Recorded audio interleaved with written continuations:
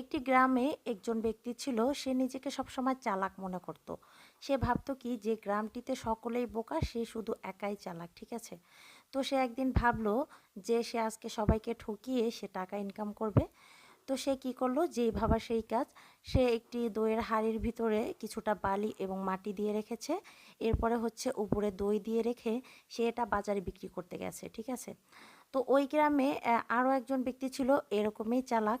তো সেও নিজেকে এরকমই ভেবেছে, সেও ভাবছে যে সে শুধু একাই চালাক আর সবাই শুধু বোকা, ঠিক আছে?